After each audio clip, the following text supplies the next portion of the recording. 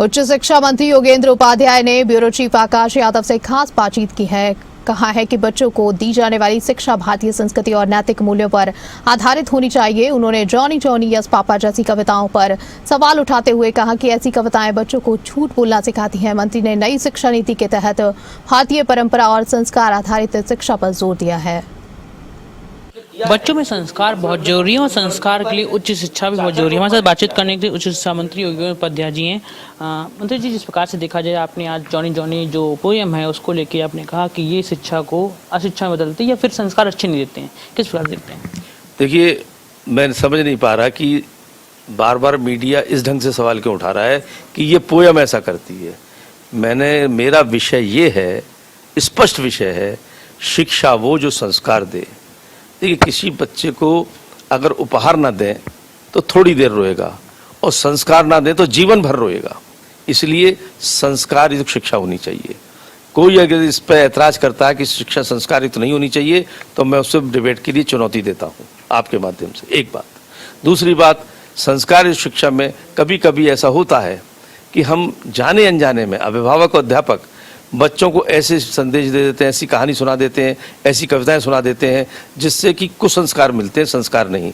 उसी में से उदाहरण के तौर पर ये मैंने उनको चेतावनी देते हुए, उनको समझाते हुए बात रखता हूँ, हर जगह रखता हूँ और रखूँगा आगे, कि जैसे Johnny Johnny yes papa, eating sugar no papa, तो ये झूठ बोल रहा है बच्चा अपने पिता से। तो बच्चे को ही समझ में आ रहा है कि हम झूठ बोल सकते हैं।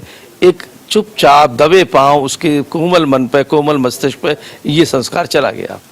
ईटिंग शुगर नो पापा, टेलिंग लाई नो पापा ने और दृढ़ता से झूठ बोलना। अच्छा, उसके आगे ओपन माउथ बड़ों का असम्मान करना। तो ये हमारी संस्कृति नहीं है, हमारा संस्कार नहीं है। इसलिए ऐसी पोयम से, ऐसे पाठों से, ऐसी कहानियों से बचना चाहिए अभिभावकों को भी और अध्यापकों को भी। ये विषय ये है मेरा। समाज में किस प्रकार की कविताएं होनी चाहिए जिससे संस्कार की उत्पत्ति हो या बच्चों में अच्छे से ज्ञान प्राप्त हो? हमारे कवियों की ढेरों कविताएं हैं, कितनों की मैं आपको सुनाऊं। सवेरे जल्दी उठना चाहिए, एक संस्कार दिया जाता है हमको। ये संस्कार हमने इंग्लिश में ही पढ़ा है, early to bed and early to rise. तो मैं उसको तो चुनौती नहीं दे रहा। मेरा मतलब इंग्लिश को चुनौती नहीं देना है, अंग्रेजों को चुनौती नहीं देना है, या किसी उसको नहीं चुनौती देना। मेरा संदेश है, उठो लाल अब आंखें खोलो। ये हमारी कविता है कि जल्दी उठो। ऐसे ही साहस बनना चाहिए, साहसी बनना चाहिए। तो अब राणा शिवा की कहानियाँ सुनाई जाती हैं। उसी में एक कविता है, वीर तुम बड़े चलो, धीर तुम बड़े चलो, सामने पहाड़ हो, सिंह की दहाड़ हो। यानी एक साहसी बनो, ये संस्कार देती है शिक्षा। एक बूंद, एक कविता है द्वारका प्रसाद महेश्वरी जी की। उसमें वो कहते हैं कि वो जब बूंद गिरती है तो उसकी सोच को कविता के रूप में ढाल के वो कहते हैं, एक बूंद बादल से निकल के जो आगे बढ़ी, सोचने फिर पर यही जी में लगी, आह घर छोड़कर मैं को चली। जब बच्चा भी घर छोड़ता है कुछ आगे पढ़ने के लिए तो उसको भयभीत होता है। उस भय को हटाने के लिए वो कहते हैं, आखिर में वो एक बूंद सीप में जा गिरी और फिर मोती बनी, यानी भविष्य उज्जवल हुआ। तो नवाचार में आगे बढ़ो, ये साहस देती है कविताएं। तो संस्कार देने वाली कविताएं, संस्कार देने वाले पाठ, संस्कार देने वाली कहानियाँ। जब मैं तीसरी कक्षा में पढ़ता था, जगन्नाथ पंडित जी मुझे पढ़ाते थे।